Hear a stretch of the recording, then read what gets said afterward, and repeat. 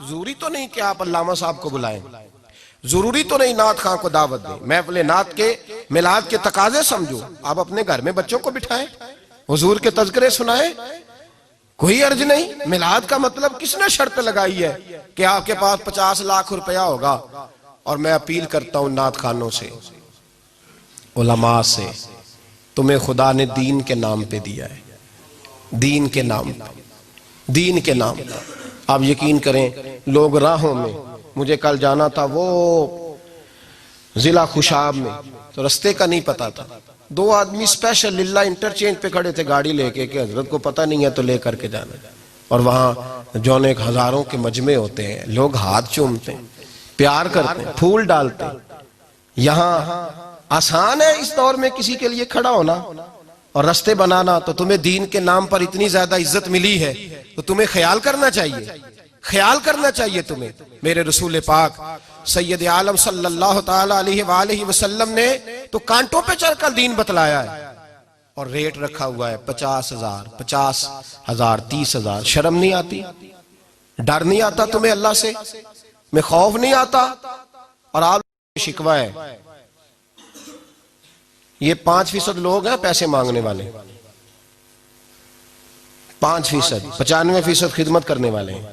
میں صحیح بات کر رہا ہوں؟ میں آپ کو نعت کا گنوا سکتا ہوں جو ریٹ طے کر کے آتے ہیں، تو جو باقی سارے فی سبیل اللہ پڑھتے ہیں ان کو کیوں نہیں بلاتے؟ 5 6 7 خطیب ہوں گے جو پیسے لے کے تقریریں کرتے ہیں۔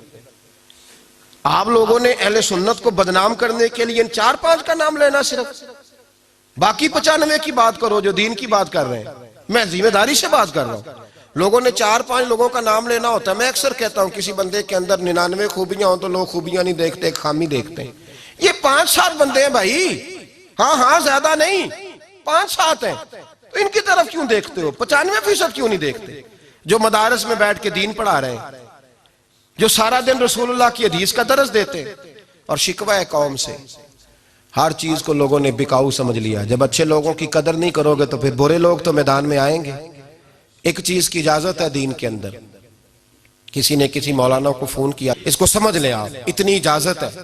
کسی نے کسی علامہ صاحب کو فون کیا کہ آپ فیصل آباد آئیں، تو مولانا کہہ سکتے ہیں کہ پتہ نہیں میرے پاس کرایہ بھی ہے کہ نہیں، میرے آنے جانے کا بندوبست کرو، میں آ جاتا ہوں۔ اس حد تک بات کرنا شریعت میں، بات سمجھ رہے ہیں آپ؟ یہ جو آپ امام کو تنخواہ دیتے ہیں نا، تو یہ آپ نماز پڑھانے کی تنخواہ نہیں دیتے، یا وقت کی تنخواہ دیتے ہیں کہ تو نے فجر کی نماز پڑھانی ہے تو 5:45 سے 6:15 تک تو ہمارا پابند ہے، تو یہ وقت کے پیسے، یہ نماز کے پیسے، یہ درست نہیں۔ اور میری گزارش ہے ان لوگوں سے، ٹھیک ہے آپ زیادہ راہ کا سوال کریں، لیکن اللہ نے آپ کو کتنا نوازا ہے، کیوں یہ ظلم کرتے، کیوں زیادتی کرتے؟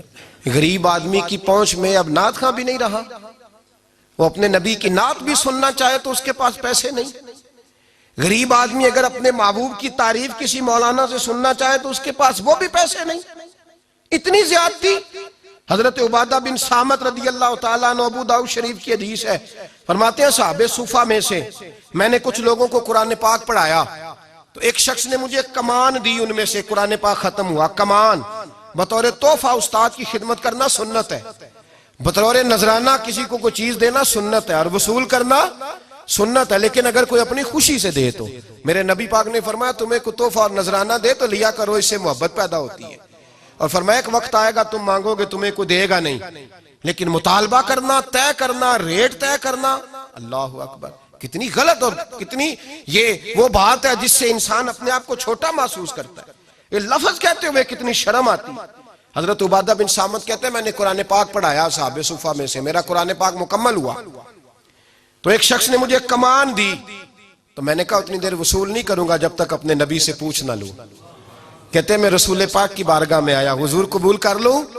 فرمایا اس لیے نہ قبول کرنا، گویا سمجھایا فی نفس، اس لیے نہ قبول کرنا کہ قرآن کا معاوضہ ہو، ورنہ یاد رکھنا اللہ قیامت میں آگ کا لباس پہنا دے گا۔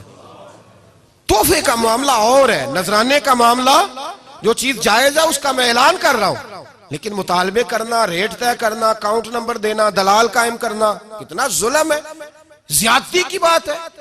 ایک صاحب نے مجھے لودھرا سے فون کیا ٹائم دے دیں، میں نے کہا ٹھیک ہے میں ربیع الاول میں آؤں گا، ساہیوال بھی مجھے آنا ہے، ملتان بھی، تو میں آپ کو وہاں بھی میں حاضر ہو جاؤں، کہنے اکاؤنٹ نمبر بھی دے چھڈو، سیکٹری دا بھی نام دسو.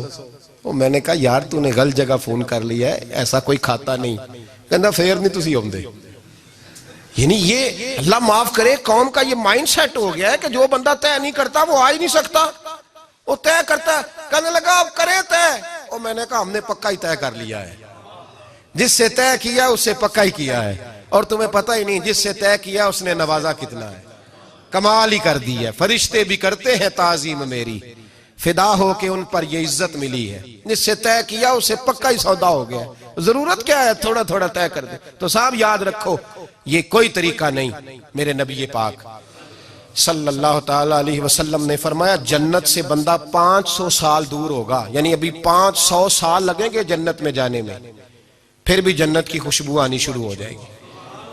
فرمایا جس بندے نے دین اس لیے سیکھا کہ دنیا کمائے گا, اس لیے دین سیکھا کہ اس سے دنیا کمائے گا, اللہ اس بندے کو جنت کی خوشبو بھی عطا نہیں کرے گا. میرے دادا شیخ حضور مفتی اعظم ہند شہزادہ اعلیٰ حضرت مولانا مصطفیٰ رضا خان صاحب, یہ تھے خوددار لوگ. حضور مفتی اعظم ایک جلسے میں تشریف لے گئے تو مفکر ملت حضرت علامہ ارشد القادری صاحب کہتے ہیں میں نے انہیں بلایا جمشید پور. جب تشریف لائے تو ان کا روب اور جلال بڑا تھا. واپسی پر میں نذرانہ دینے لگا. فرمایا یہ کیا ہے؟ حضور نے پوچھا کیا ہے؟